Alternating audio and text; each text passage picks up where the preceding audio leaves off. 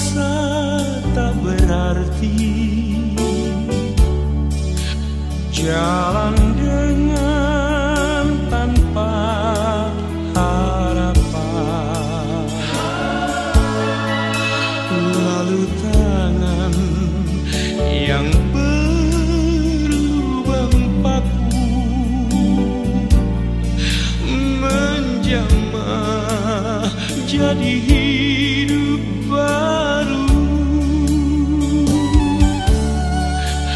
dan kayu yang kasar mengubahkan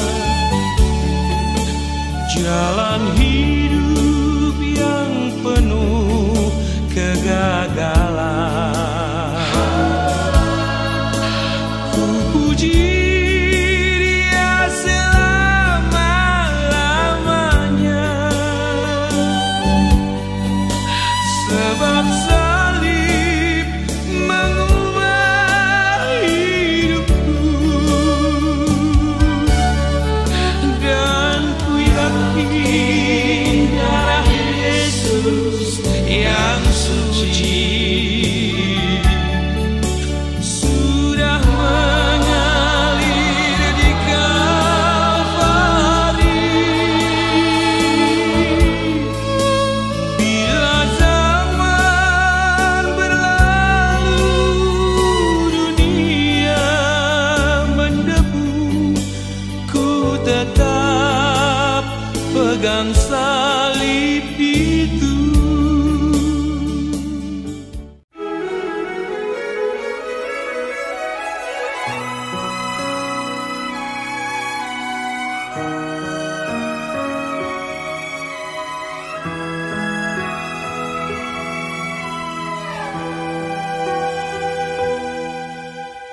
Tuhan, aku rela mengosongkan bejana jiwaku ini dari segala keinginanku dan semua hasrat pribadiku. Tuhan, penuhi aku dengan gairah surgawi dan suci, agar apapun tak ku ingini lagi, hanya Engkau hartaku abadi. Saat ku pulang menghadap Bapa, hanya Engkau yang ku miliki. Kerinduan hatiku, kehausan jiwaku, dapat ku memandang wajah-Mu. Saat ku pulang menghadap Bapa, hanya Engkau yang ku miliki. Kerinduan hatiku, kehausan jiwaku, dapat ku memandang wajah-Mu. Memandang wajah-Mu, bertemu muka denganmu. Memandang wajah-Mu, menatap keagungan-Mu.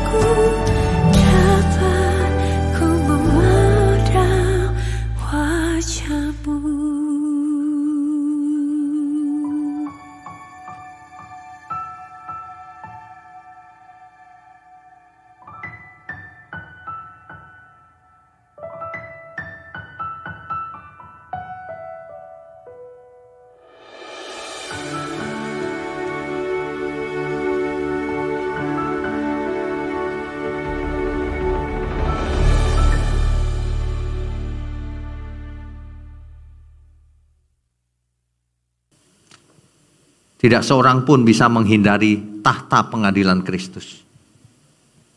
Semua orang akan diadili, saudara. Dimintai pertanggungan jawab.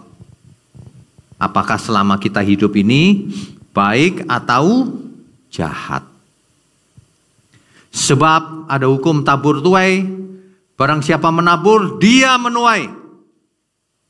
Menabur angin, menuai badai. Ya, barang siapa menabur, dia menuai. Di dunia kita mengenal adanya pengadilan manusia di pengadilan. Tapi hakim bisa keliru. Hakim ternyata bisa dipengaruhi uang, bisa dipengaruhi politik, bisa dipengaruhi oleh kepentingan lain. Tetapi Alkitab menyatakan akan ada penghakiman dari Allah kita. Suatu pengadilan yang adil, sempurna, dan tidak dapat dihindari. Tidak seorang pun bisa menghindari. Ya. Kapan itu terjadinya? Banyak orang takut membicarakan penghakiman. Tetapi justru kebenaran tentang ini akan memberi arah bagaimana kita hidup. Makanya ada ajaran-ajaran yang salah itu membuat orang tidak berubah hidupnya. Kamu sudah selamat karena sudah dibaptis. Itu menyesatkan itu. Makanya orang nggak bertobat, hidup jahat jalan terus. Ya, mulutnya panggil-panggil Tuhan Yesus, perbuatannya jahat terus. Kapan penghakiman itu terjadinya? Yang pertama, terjadinya setelah manusia itu mati. Ibrani 9 ayat 27. Dan sama seperti manusia ditetapkan untuk mati hanya satu kali, dan sesudah itu dihakimi. Manusia hanya mati satu kali, lalu dihakimi. Jadi tidak ada kesempatan kedua. Di Alkitab tidak ada cerita reinkarnasi. Sebab kalau ada reinkarnasi enak dong, buat dosa aja dulu. Nanti baru kehidupan berikutnya kita baik-baik. Gak ada kata Alkitab. Hidup ini satu-satunya yang akan dinilai, yang akan dihakimi. Satu-satunya hidup ini. Ya. Nanti dicatat baik-baik ayatnya supaya kita itu hidup sekali ini jangan sembarangan. Ketika seseorang menutup mata, maka penghakiman itu dijatuhkan. Yang dimaksud penghakiman ini bukan pengadilan. Yang dimaksud dengan penghakiman ini penghukuman. Jadi ketika orang mati menutup mata, rohnya keluar dari tubuh, langsung tujuannya langsung jelas. Tidak dihakimi dulu. Maksudnya tidak diadili dulu. Masa rohnya sini diadili dulu, ditontonin film, dulu kamu hidup begini kan. Kan dulu diceritain begitu tuh.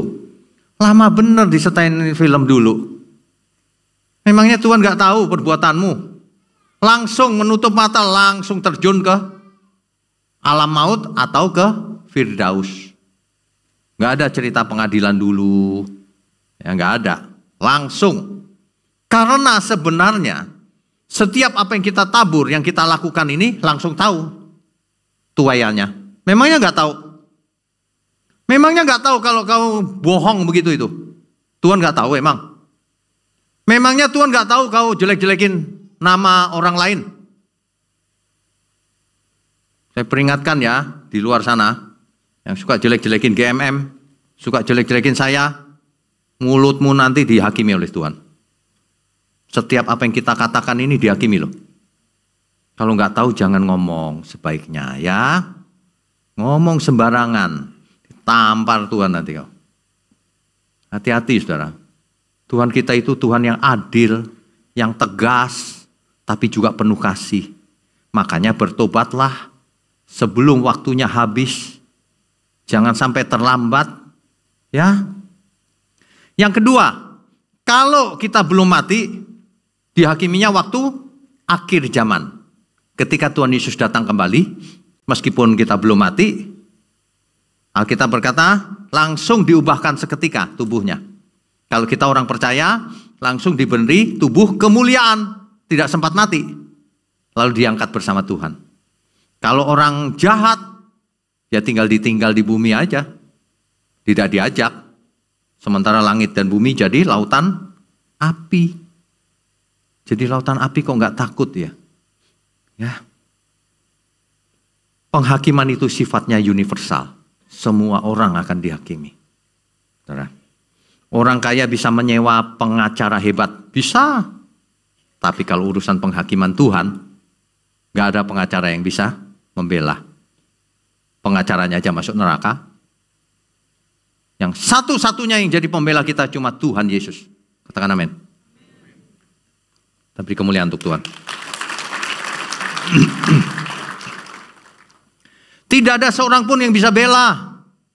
Ketika manusia menutup mata, langsung rohnya meluncur ke alam maut atau ke Firdaus. Gak ada yang bisa bela. Satu-satunya kesempatan ya hidup ini. Penghakiman itu tidak peduli status sosial, profesi, jabatan, kekayaan apalagi. Gak ada itu. Pendeta pun akan dihakimi menurut apa yang keluar dari mulutnya. Dan apa yang ia perbuat. Semakin tanggung jawabnya besar, semakin perannya besar, semakin tanggung jawabnya besar. Makanya Alkitab berkata, lebih baik batu kilangan diikat di lehermu daripada kamu menyesatkan domba-dombaku. Tuhan itu sangat serius kalau soal keselamatan jiwa banyak orang. Makanya ikut Tuhan tidak bakalan apa itu saya? Di apa itu ya? Kalau anak kecil itu digendong-gendong, disayang-sayang itu apa ya? Dimanja. Ikut Tuhan tuh gak bakalan dimanja. Justru digembleng habis. Supaya kita menjadi kuat.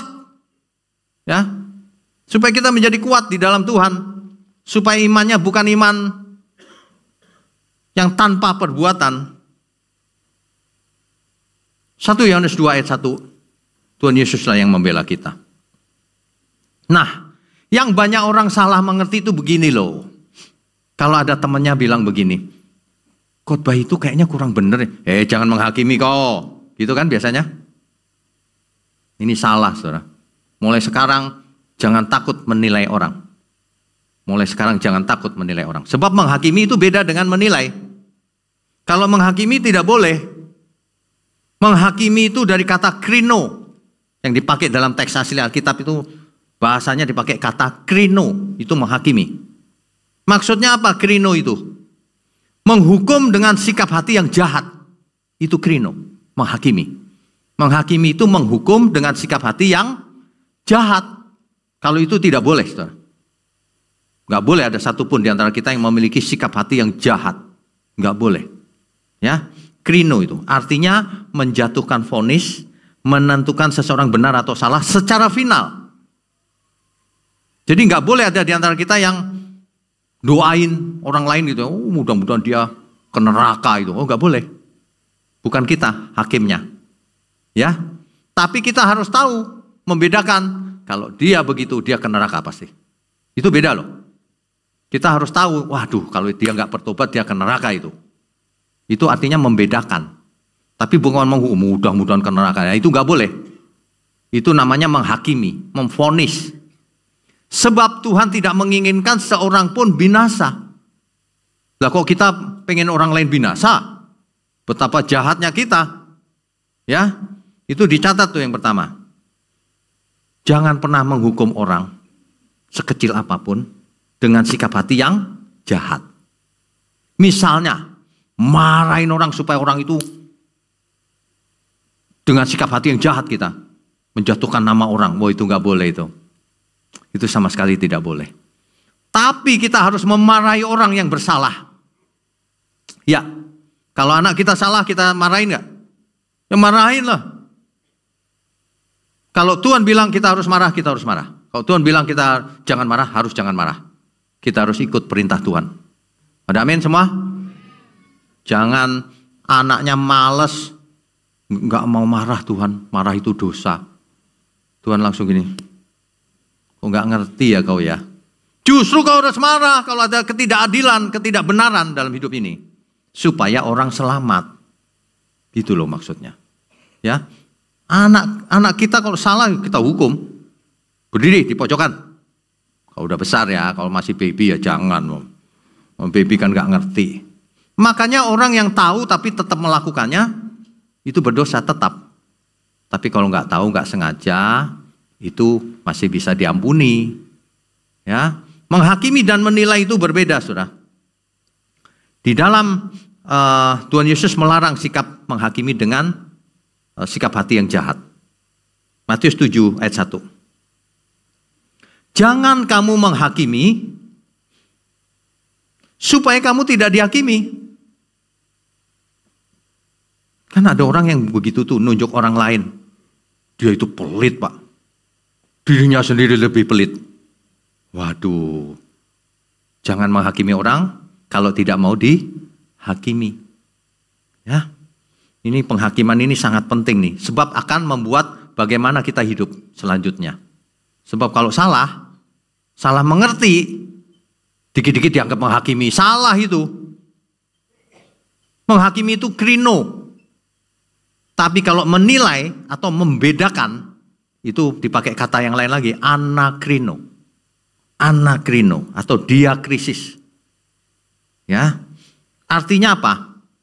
Artinya menguji. Diuji. Ini benar apa salah ya? Itu anakrino, diakrisis. Diuji. Membedakan mana yang benar, mana yang salah. Memilah mana yang benar, mana yang salah.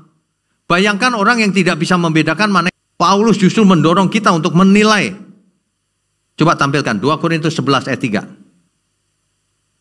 2 Korintus pasal 11 ayat 3. Ya. Rasul Paulus berkata begini. Tetapi aku takut kalau pikiran kamu disesatkan dari kesetiaan kamu yang sejati kepada Kristus.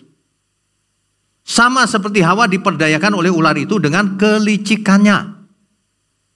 Jadi kita harus bisa membedakan mana benar, mana salah. Mulai sekarang harus bisa membedakan semuanya. Jangan takut dikatain menghakimi. Menilai itu harus. Kita harus memiliki roh yang bisa membedakan mana yang benar, mana yang salah. Makanya Alkitab berkata, ujilah setiap roh. Jangan setiap roh diterima. Diuji dulu. Ini roh yang benar atau roh yang salah. Diuji dulu. Ya. Makanya Bapak Ibu salah satunya ya, ikuti seminar 7 natur kebenaran. Itu ada berapa sesi ya? 17 apa ya? Itu harus. Bapak Ibu ikuti, di channel kita ada. Nanti setelah ikut pasti beda. Iya ya. Bisa membedakan, peka kita itu. Firman Tuhan membuat kita peka. Membedakan mana yang benar, mana yang salah. Ya. Manusia rohani bisa menilai segala sesuatu. Bisa. Dan itu bukan menghakimi. 1 Tesalonika 5 ayat 21. Ujilah segala sesuatu dan peganglah yang baik. Jelas itu. Satu lagi. 1 Korintus 2 ayat 15. Tetapi manusia rohani menilai segala sesuatu, tetapi ia sendiri tidak dinilai oleh orang lain. Makanya orang yang lebih rohani bisa menilai orang lain, tapi orang lain yang tidak rohani tidak bisa menilai yang rohani. Karena kepekaannya beda. Kepekaannya beda. Makanya saudara kalau punya pendapat itu ya, jangan merasa pendapatmu yang paling benar. Dengerin dulu, diuji dulu. Ya. Kalau urusan dengan banyak orang itu begitu tuh. Si A ngomong B, si C ngomong D. Beda-beda kan tiap orang kan? Nah, kalau beda-beda bagaimana cara mengabulkan semua masukan? Kan nggak mungkin. Kan saya harus ambil keputusan yang terbaik, kan gitu. Harus bisa berorganisasi, bagaimana bergereja, taat, kecuali saya salah. Kalau saya salah, tinggalin aja, jangan datang lagi ke sini. Buat apa dengerin orang yang salah? Tapi kalau benar, ayo kita sama-sama melakukannya. Ayo dukung pekerjaan Tuhan. Ya, ini bukan buat saya atau GMM atau para pelayan Tuhan, ini untuk Tuhan semuanya.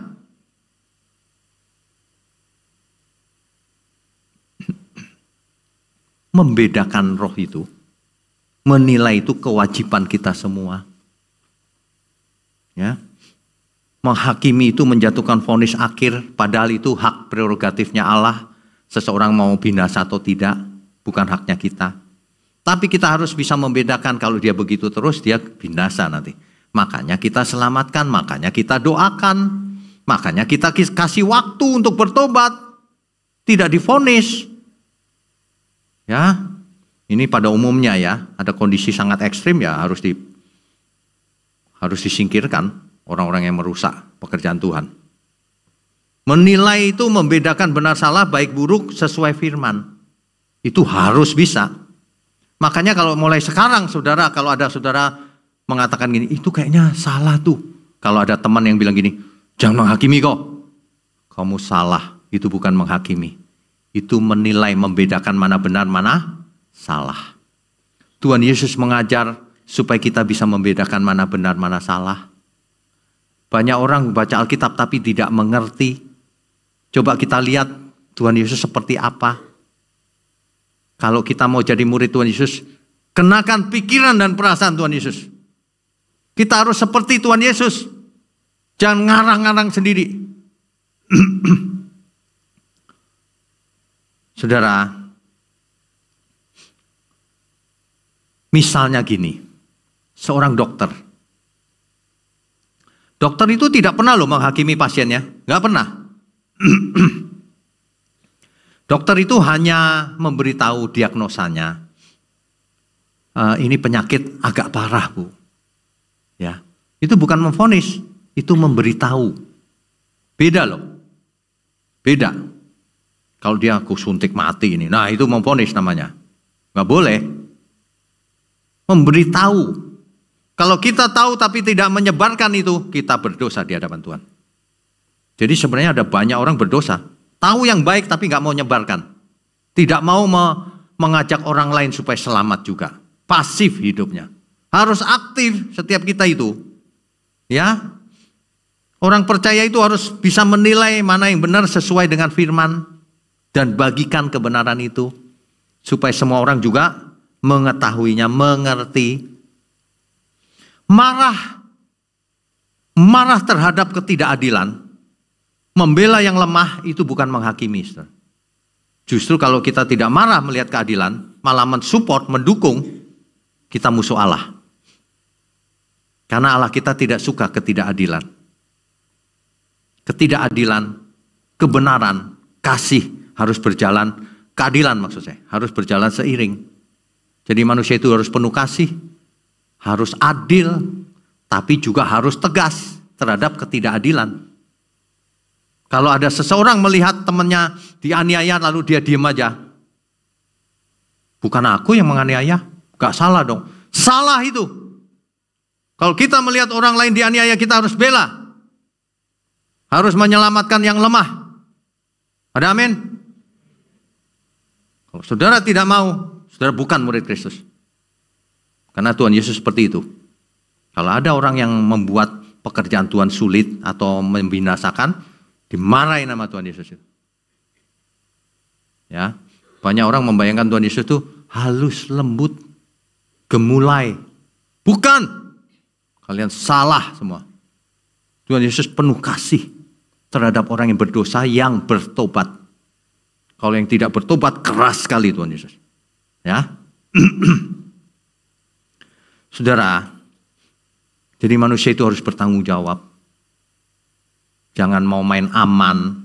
Yang penting aku tenang aja, yang penting aku gak ada masalah. Loh, tugas kita membela orang lain. Tugas kita menolong yang membutuhkan. Kalau ada yang lemah harus dibela. Kalau di antara saudara ada yang pengacara, bela yang lemah. Bukan bela yang bayar. Saya di depan pengacara tetap ngomong gitu, jangan bela yang bayar ya kau. Binasa kau nanti. Enggak takut sama siapapun. Kalau ketidakadilan, kamu menabur, kamu menuai nanti. Hati-hati loh saudara. Hidup ini cuma satu kali. Ya, hidup ini cuma satu kali. Jangan sampai kasih minum. Soalnya batuk-batuk ya. Ya. Kita itu harus bisa membedakan mana benar, mana salah. Kita harus memarah terhadap ketidakadilan. Ya, respon yang benar terhadap dosa dan kejahatan. Jangan gini, ada orang berbuat dosa, gak apa-apa lah, gak usah ribut-ribut lah. Ada orang menindas orang lain, gak apa-apa lah, gak usah, ngalah aja. Loh, coba kau yang ditindas. Kita harus bela. Coba ada Tuhan Yesus, pasti dibela sama Tuhan Yesus. Gak percaya, kita baca Alkitab. Yohanes 2 ayat 13 sampai 17. Yohanes pasal 2 ayat 13 sampai 17. Saya bacakan ya. Ketika hari raya Paskah orang Yahudi sudah dekat, Yesus berangkat ke Yerusalem. Dalam bait Allah didapatinya pedagang-pedagang lembu, kambing, domba, dan merpati. Dan penukar-penukar uang duduk di situ, penukar uang. Rupanya dari dulu sudah ada money changer. Ya, penukar uang itu. Nah. Ia membuat cambuk dari tali, lalu mengusir mereka semua dari bait suci dengan semua kambing, domba, dan lembu mereka. Uang penukar-penukar dihamburkannya ke tanah, dan meja-meja mereka dibalikkannya. Kepada pedagang-pedagang merpati ia berkata, ambil semuanya ini dari sini, jangan kamu membuat rumah Bapakku menjadi tempat berjualan. Maka teringatlah murid-muridnya bahwa ada tertulis, cinta untuk rumahmu menghanguskan aku. Saudara bisa bayangkan gak, kalau hari ini Tuhan Yesus ubrak-abrik meja terus saudara bengong gak? Tuhan kok begitu Tuhan? Ini marah yang benar itu begini, kalau ada orang lain yang menyebabkan umat manusia susah dapat keselamatan, kita harus marah besar. Seperti Tuhan Yesus. Itu ya para pedagang di bait Allah itu. Dia jualannya mahal sekali. Nyusah-nyusahin. Tukar uang pun mahal rate-nya. Jadi susah. Orang mau ngasih persembahan, susah. Marah Tuhan Yesus. Kenapa? Orang mau datang ke Tuhan disusah-susahin. Mengerti ya maksudnya ya? Kalau itu nggak ada kompromi, saudara, marah Tuhan Yesus. Makanya Tuhan Yesus kalau bicara itu nggak lemah lembut kalau untuk orang berdosa. Keras, supaya bertobat. Itu maksudnya, supaya bertobat. Ajaran selama ini, Tuhan Yesus nggak pernah marah. Nggak pernah baca Alkitab sih. Tuhan Yesus marah besar. Matius 23. Pasal 23. Ayat 13 misalnya. Tuhan Yesus berkata begini loh. Celakalah kamu. Celaka kau. Gitu kira-kira kalau hari ini. Bicaranya kira-kira keras atau pelan? Masa Tuhan bicaranya lembut? Celakalah kamu. Gitu. Pasti marah lah. Celakalah kau.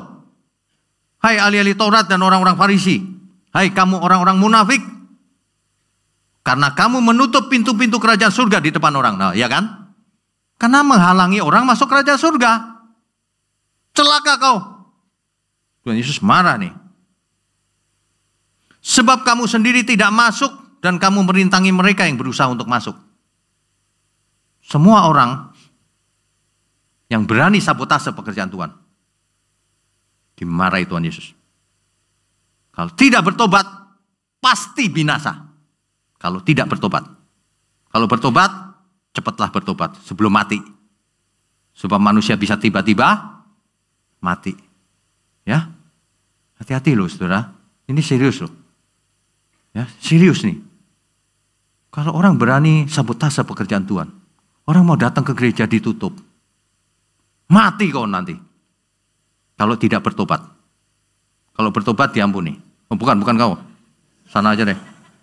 Tembok aja deh, tembok. Saya serius nih. Nggak baca Alkitab kau. Kalau bertobat cepetan sebelum mati. Bertobat pasti diampuni. Tapi bertobat sungguh-sungguh. Ingat, bertobat itu bukan di mulut.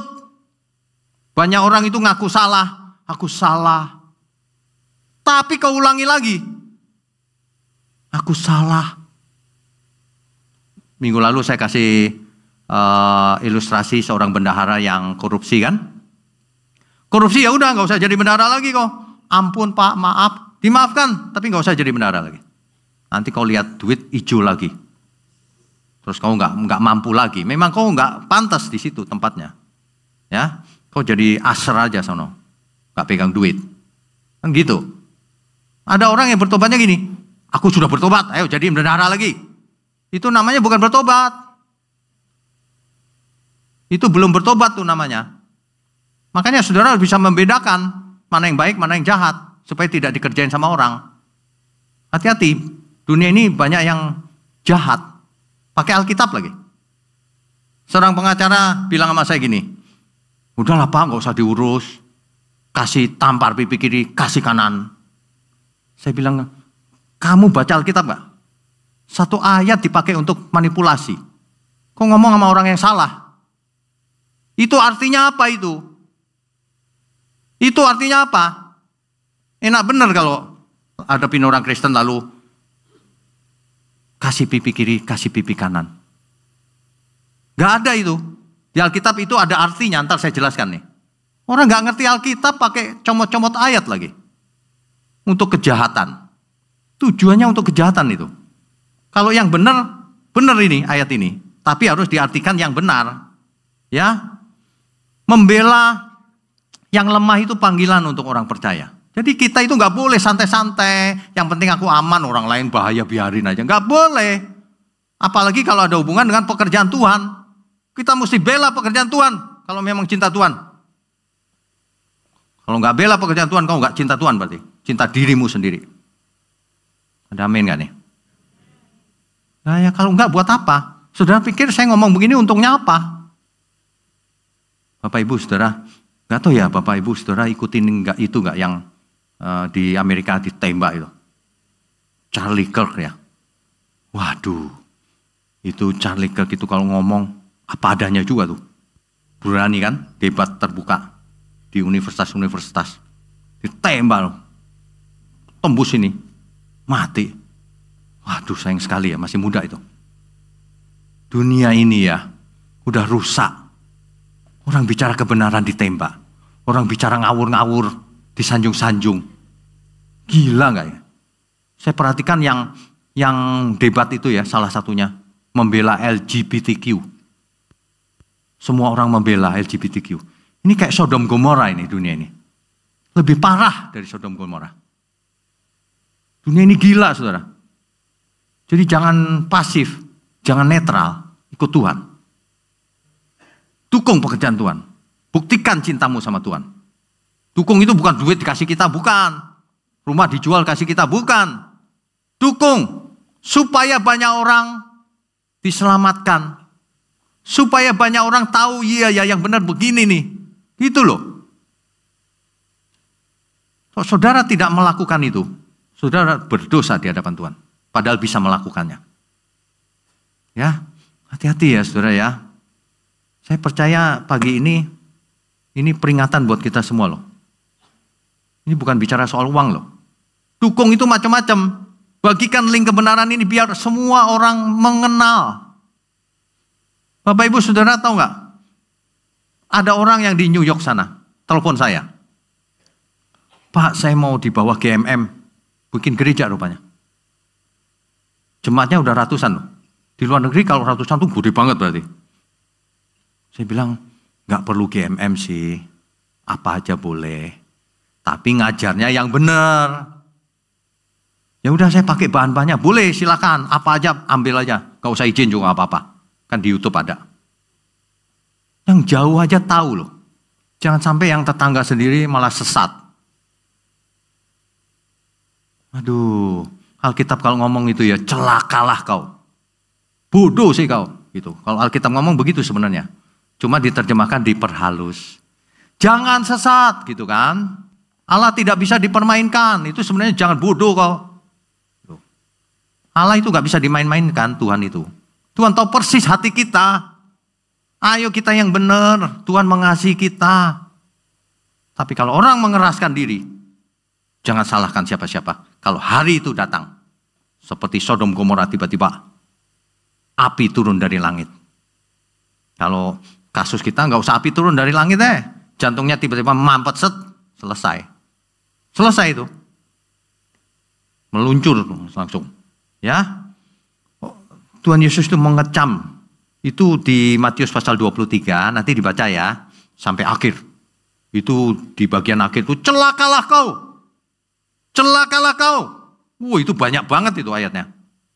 Itu di ayat 13 sampai 16, 23 sampai 30, ayat 33. Saya bacain satu lagi ya. Nih, ayat 17 contohnya.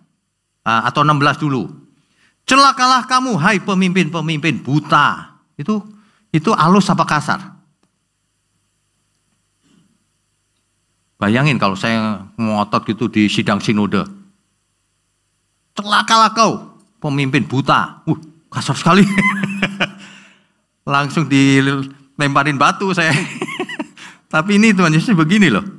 Hai pemimpin buta yang berkata bersumpah demi bait Allah. Sumpah itu tidak sah. Tetapi bersumpah demi emas bait Allah, sumpah itu mengikat. Hai kamu orang-orang bodoh dan orang-orang buta. Apakah yang lebih penting, emas atau bait suci yang menguduskan emas itu? Waduh, itu penuh dengan begitu tuh sampai akhir. Celakalah kamu. Dicelaka-celakai nama Tuhan. Kenapa? Karena orang Farisi dan ahli Taurat nggak mau bertobat. Dia mengeraskan hati, celaka. Orang yang mengeraskan hati pasti celaka, pasti.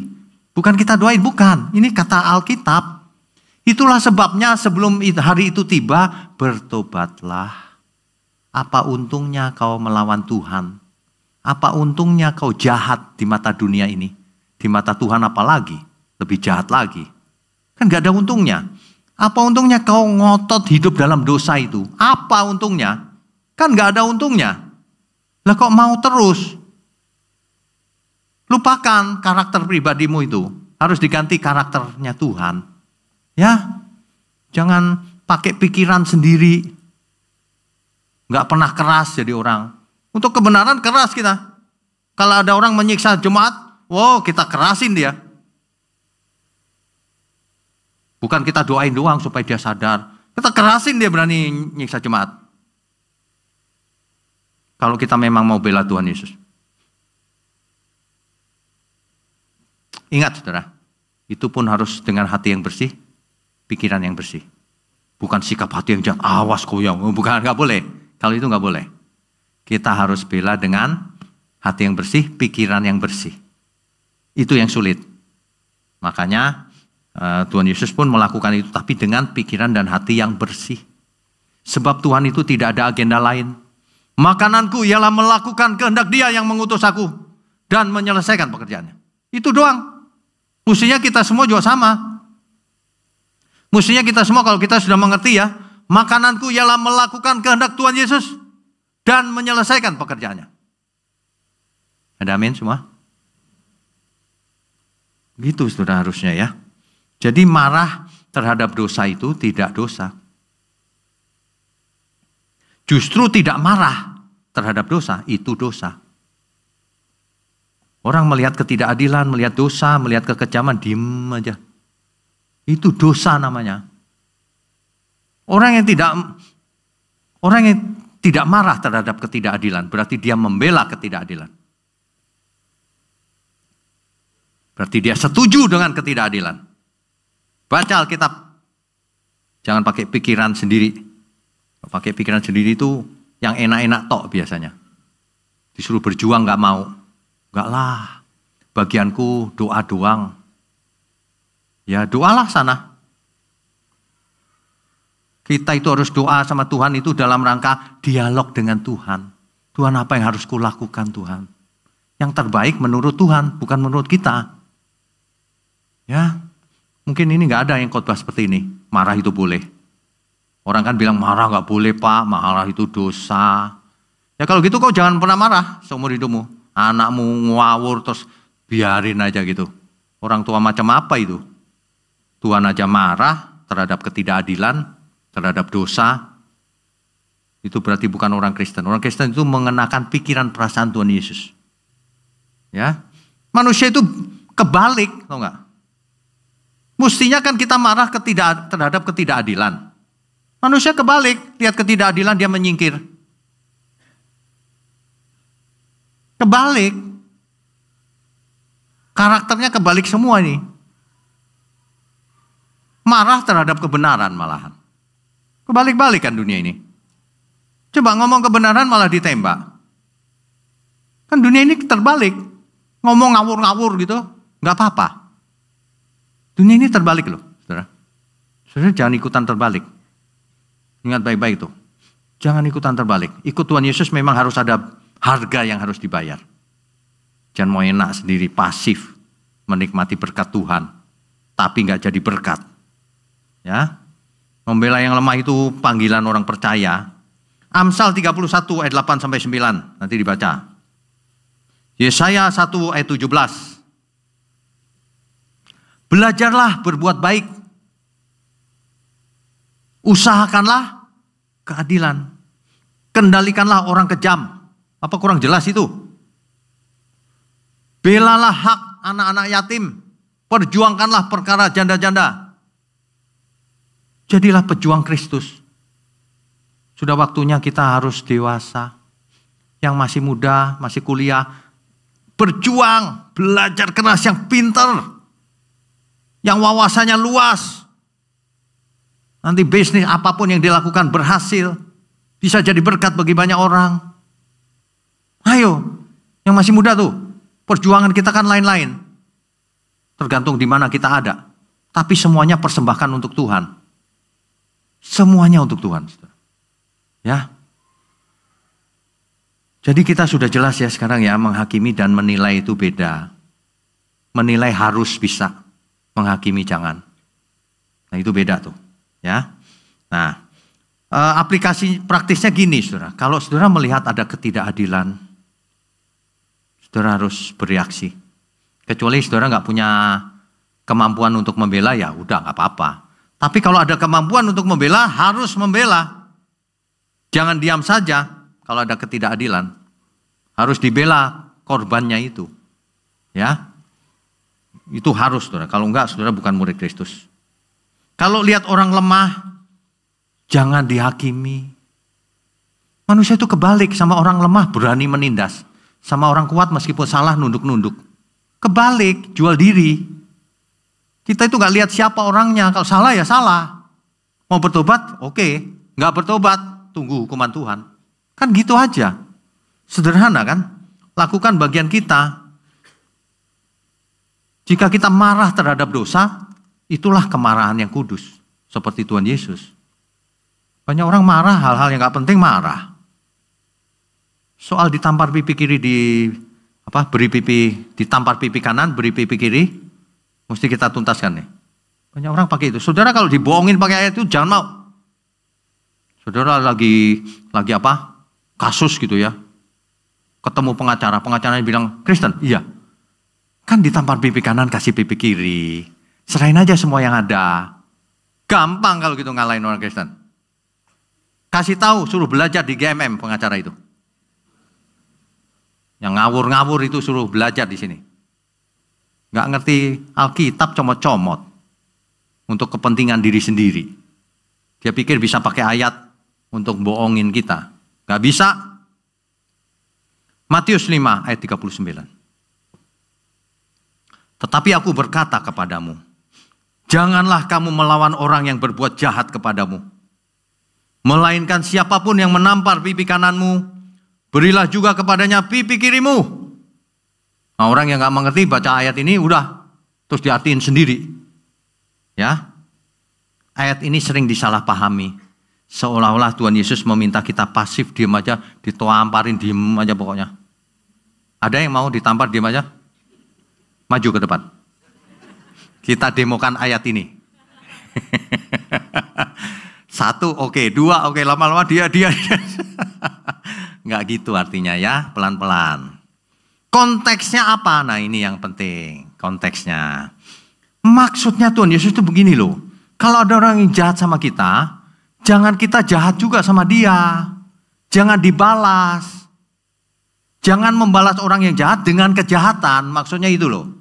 Dia tampar pipi kanan, ku tampar pipi kanan lagi. Enggak, bukan itu. Enggak boleh. Jangan mata ganti mata, gigi ganti gigi. Bukan itu. Kalau itu Taurat. Kalau hukum kasih enggak begitu. Kalau orang jahat sama kita, jangan kita balas dengan kejahatan. Dengan sikap hati yang jahat. Enggak boleh. Kalau itu salah. Ya, deal pasti kebenaran. Kadang-kadang harus keras karena demi kebenaran. Itu maksudnya. Tapi bukan menghukum orang supaya binasa. Enggak boleh.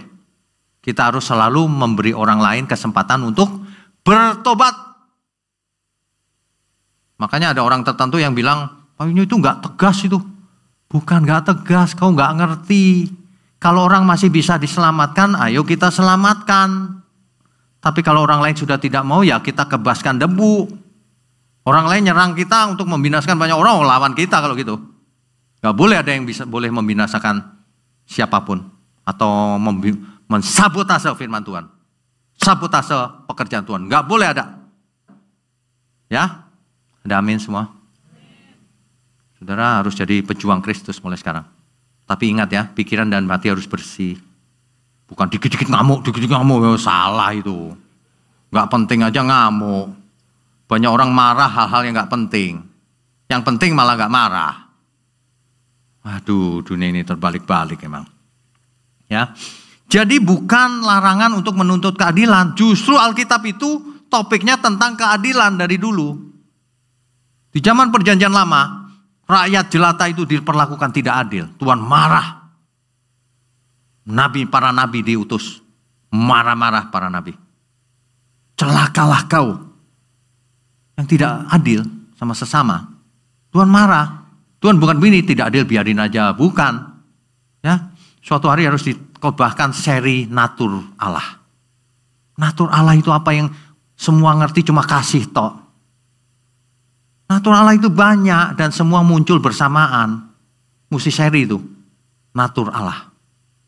Ya, supaya semua mengerti dengan utuh. Menampar pipi kanan itu dalam budaya Yahudi bukan sekedar tamparan fisik. Tetapi simbol penghinaan di zaman itu. Makanya kalau zaman sekarang orang baca Alkitab nggak ngerti.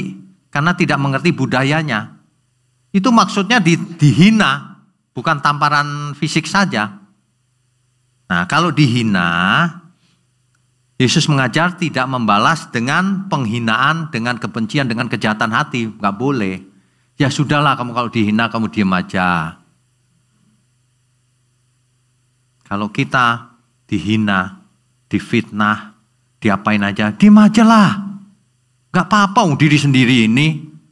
Kan kita berkorban juga gak masalah kan. Itu sebabnya orang tidak mengerti. Saya pernah ditipu luar biasa saudara. Saya gak nuntut apapun. Saya diam aja. Kenapa? Karena korbannya cuma saya.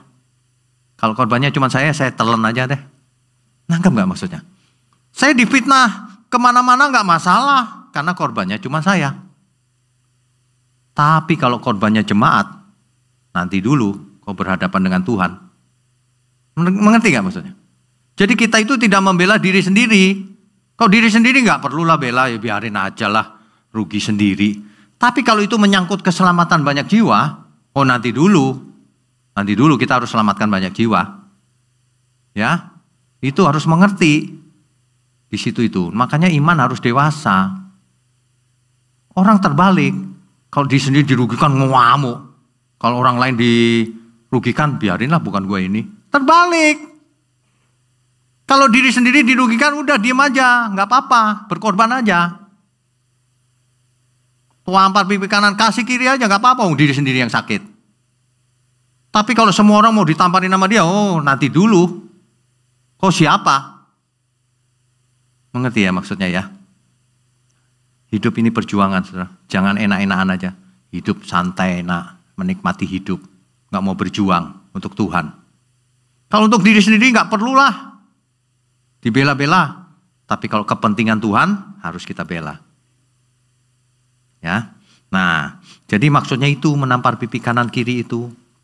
Ya, Yesus sendiri tidak diam saja ketika ditipu atau ditawan. Enggak diam aja Tuhan. Yohanes 18 ayat 23, tampilkan. Ketika jawab Yesus kepadanya, "Jikalau kataku itu salah, tunjukkanlah salahnya. Tetapi jikalau kataku itu benar, mengapa engkau menampar aku?" Tuhan Yesus ditampar loh. Tapi Tuhan bilang begitu. Emang ada yang salah yang kukatakan itu? Ya, orang harus memberikan argumentasi itu boleh. Tapi bukan membalas dengan kekerasan lalu dengan hati dendam gitu, sakit hati, nggak boleh kalau itu nggak. Kita harus bersih. Pikiran hati harus bersih sehingga marah pun marahnya marah yang benar pada tempatnya. Kalau nggak perlu marah jangan marah. Kalau harus marah justru harus marah. Kalau memang harus marah sesuai keinginan Tuhan aja. Jangan sesuai keinginan diri sendiri. Kalau diri sendiri mah emosi, nggak boleh yang itu. Ya, jadi prinsipnya gini loh. Kalau kita ditipu jangan membalas menipu. Nggak boleh. Menipu ya sudahlah, ditipu diam aja, yang rugi diri sendiri. Dihina diam aja, yang rugi diri sendiri. Tapi kalau yang dirugikan teman kita dan itu banyak, oh ya nggak bisa, ini something wrong orang ini. Nggak boleh, apalagi pekerjaan Tuhan. Nggak boleh saudara. Saudara cinta Tuhan apa enggak sebenarnya? Kalau cinta Tuhan harus mengusahakan pekerjaan Tuhan ini sampai ke ujung bumi. Itu perintah Tuhan loh, jadikan semua bangsa muridku. Kalau ada orang yang menghalang-halangi orang jadi murid, nah itu dia orangnya. Dengan segala bentuknya. Wah nggak bisa dibiarkan orang seperti itu. Nggak bisa. Coba ada Tuhan Yesus, langsung dimarahin, celaka kau. Celaka, kalau Tuhan Yesus bilang celaka itu gawat tuh. Kalau kita ngomong celaka kok nggak apa-apa, nggak mempan. Tapi kalau Tuhan yang ngomong, waduh, itu mengerikan itu. Ya, kita tidak boleh punya hati jahat, kalau itu tidak boleh. Sehingga setiap apa yang kita lakukan, kita ucapkan, kadang-kadang keras, itu kerasnya keras yang benar. Jangan keras karena benci, ya, keras karena mau membunuh orang, ya itu nggak boleh yang itu. Kerasnya itu karena tegas, nggak bisa dipermainkan. Jangan bodoh, Allah kita tidak bisa dipermainkan. Sebab apa yang ditabur orang, itu yang dituainya. Ingat itu baik-baik ayat itu ya. Kalau pakai ayat itu yang lengkap. Jangan cuma sebagian-sebagian. Ya. Jadi, tapi kita itu begini loh. Kita coba kita pikir, nanti kalau Tuhan Yesus datang, apa yang harus kusiapkan mulai sekarang? Nah ini yang penting. Saudara, yang pertama, kita harus hidup bertanggung jawab. Kalau kita murid Kristus harus bertanggung jawab sebagai murid Tuhan Yesus. Jangan santai-santai tidak tanggung jawab. Tanggung jawab. Yang kedua, percaya Tuhan pasti bela kita. Sejak sekarang, bukan nanti saja. Ya. Yang ketiga, harus setia dan berbuah. Hidup ini kalau nggak berbuah terus mau ngapain sih? Nggak ada artinya hidup ini sebenarnya. Ya, saudara ya. Jadi kita beri kemuliaan dulu untuk Tuhan.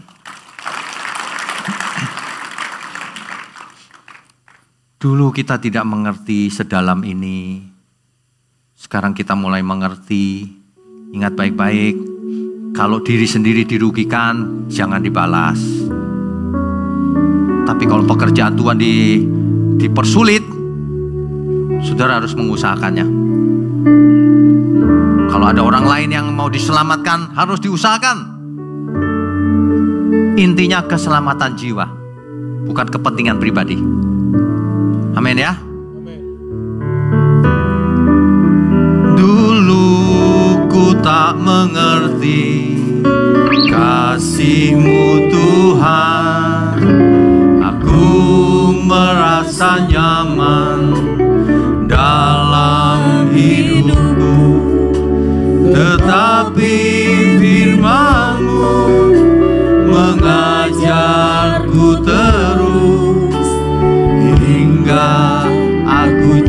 jadi mengerti. Dulu salah mengerti anugerah Tuhan, aku merasa selamat dalam hidupku. Tetapi firman-Mu mendidikku terus hingga aku jadi dewasa. Kini ku sadari bahwa aku berhutang bukan kepada daging hingga binasa, tetapi kepada Roh hingga ku hidup kekal. Roh Kudus pimpinku kebenaran. Engkau jadikan aku anak-Mu. Ada banyak pengertian-pengertian yang salah selama ini. Ayo kita perbaiki satu persatu supaya hidup kita efektif untuk Tuhan. Ingat, kalau mengerti kebenaran jangan mengubah kita jadi orang yang keras. Orang yang baru mengenal kebenaran biasanya keras, saudara. Salah. Kita harus penuh kasih seperti Tuhan Yesus terhadap orang yang bersalah. Tetapi terhadap orang yang mengeraskan hatinya, tinggalkan dia, kebaskan debu, kata Alkitab. Ngapain ditungguin orang gak mau bertobat? Tinggal. Waktu kita harus kita persembahkan untuk Tuhan. Jangan buang-buang waktu. Suatu hari kalau dia mau bertobat lagi, kita harus layani lagi. Tapi jangan divonis, oh dia pasti gak bertobat. Oh ya belum tentu, nanti kalau bertobat bagaimana?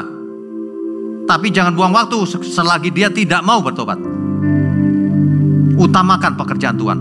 Utamakan keselamatan banyak jiwa. Lupakan kepentingan diri sendiri. Diri sendiri, dia menghina aku Pak. Enggak masalah, kan kau sendiri. Dia menghina pekerjaan Tuhan semua Pak. Nah itu nanti dulu yang itu.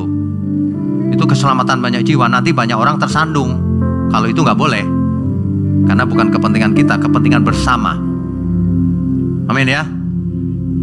Kini ku sadari bahwa aku berhutang bukan kepada daging hingga binasa,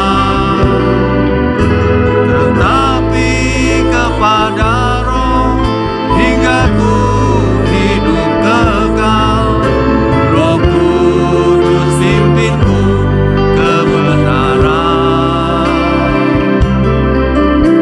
Engkau jadikan aku anak-Mu. Kini ku sadari bahwa aku berhutang bukan kepada daging hingga binasa, tetapi kepada Roh hingga ku hidup kekal. Roh Kudus pimpinku kebenaran. Engkau jadikan aku anak-Mu.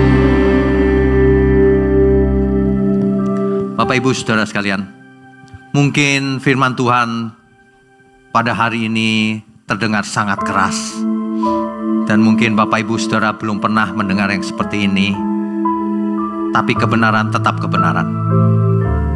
Meskipun pahit, keras atau lembut, kebenaran tetap kebenaran. Ayo kita bertumbuh menjadi iman kita menjadi dewasa. Kalau perlu marah harus marah. Kalau ada anak yang malas harus dimarahin. Jangan gak dimarahin. Itu tugas orang tua mendidik anaknya. Makanya kalau ada jemaat yang keras, saya marah-marah aja. Bukan karena benci, bukan. Supaya berubah. Dia marah balik, ya sudah. Kan begitu kan? Gak mau belajar, jangan di sini. Untuk apa? Buang-buang waktu di sini. Kalau kita mau dengar firman Tuhan ya ayo belajar. Sama-sama saya juga sedang belajar. Apa yang saya dapat dari Tuhan saya sampaikan aja. Mau enak mau gak enak saya sampaikan. Karena itu kebenaran. Ayo kita yang benar. Yang masih muda. Berjuang, jangan enak-enakan. Belajar, kerja keras. Ya, yang bisnis kerja keras. Biar uangnya banyak. Persembahkan untuk Tuhan. Kan begitu, pakai untuk menolong orang. Memberkati orang tua. Bisnis yang benar. Kan begitu. Ayo dukung pekerjaan Tuhan. Ya.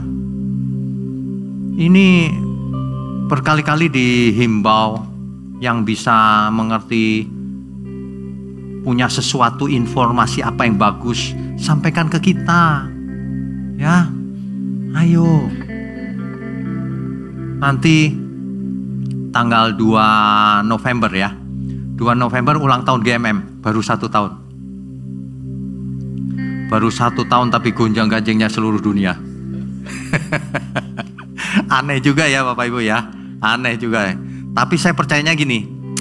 Berarti ini kita ngomong bener nih, makanya dimusuhin banyak orang itu. Kalau kita nggak bener kan dicuekin pasti. Saya percaya si jahat itu mengincar GMM supaya jatuh. Makanya ada WA kan ke kita, di end katanya. Sorry ya, nggak ada pekerjaan Tuhan di end. Manusia yang di end nanti. Yang nggak mau bertobat ya, kalau mau bertobat ya oke, nggak apa-apa. Masih ada waktu kok bertobat. Waktumu tinggal berapa lama? Paling seminggu lagi, setahun lagi, 5 tahun, 10 tahun. Ya, yuk kita bertobat yuk sama-sama. Ya, kalau ada kata-kata saya yang kurang tepat, tolong disampaikan. Saya kan juga nggak mau salah kan, maunya kita semua benar sama-sama. Jangan ada di antara kita yang bisa ditipu oleh si jahat lagi. Seperti zamannya Rasul Paulus. Aku takut kalau pikiranmu disesatkan oleh si jahat itu. Kita harus punya kemampuan untuk membedakan roh. Spirit discernment. Membedakan roh orang ini nggak benar nih rohnya. Kita harus bisa bedakan. Itu bukan menghakimi. Tapi kita tidak boleh menghakimi. Dia mah nggak. Udah pasti nggak mau bertobat ya. Loh, nggak boleh lagi. Kan kita nggak tahu masa depan. Bisa saja dia bertobat. Ya, kalau ada yang mengganggu pekerjaan Tuhan, saudara harus bela. Sebab urusannya banyak jiwa. Kalau cuma saya sendiri nggak usah dibelain, nggak apa-apa. Pak, dihina itu biarin aja, nggak masalah. Kalau saya dihina itu seperti orang melempar kotoran gitu ya, tangkap aja, cuk. Nggak apa-apa kan? Orang lain nggak ada korban soalnya. Tapi kalau banyak korban jangan begitu, jangan keterlaluan, ya. Kalau jahat sudah keterlaluan nanti sikringnya putus.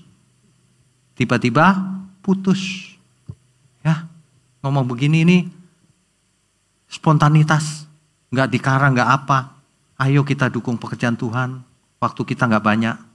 Kita nggak tahu sampai kapan kita ada di sini. Ini kan sementara juga, saudara. Mungkin sampai akhir tahun aja. Nah, saudara yang tahu tempat di mana, kasih tahu, kita survei. Kan kita cari tempat juga yang sesuai, ya kan? Mungkin ini cuma sampai akhir tahun, karena ada rencana lain dari mallnya katanya. Mau dibongkar atau diapain saya nggak tahu. Ya, nah, ayo kita sama-sama memikirkan bagaimana ke depan.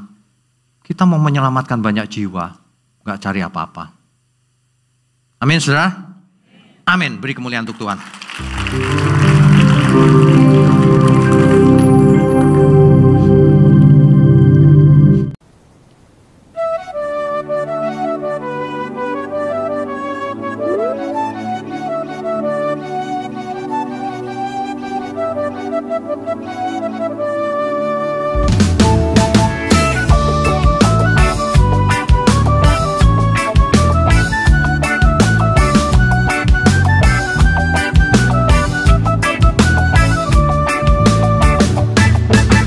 Betapa heran, betapa mulia kasih Yesus Kristus yang dicurahkan. Marilah mari mengenal kasih itu,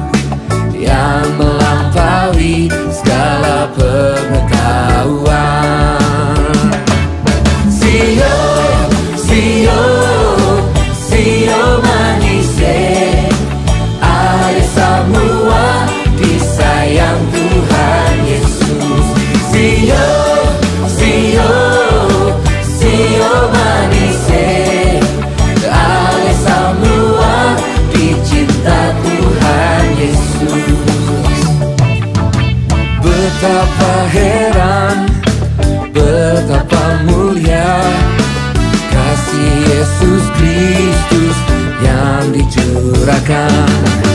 Marilah mari mengenal kasih itu yang melampaui segala pengetahuan.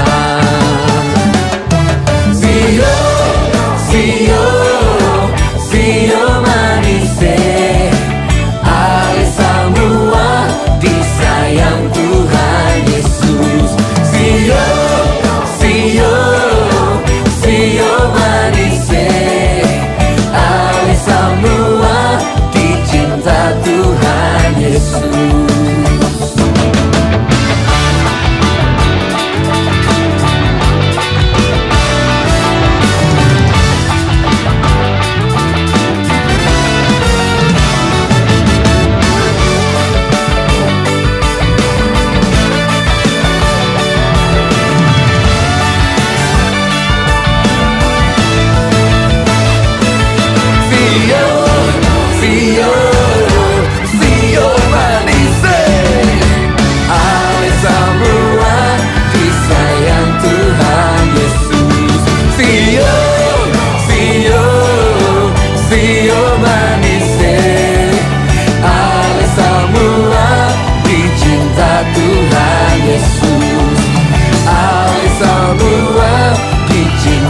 Tuhan Yesus, ale semua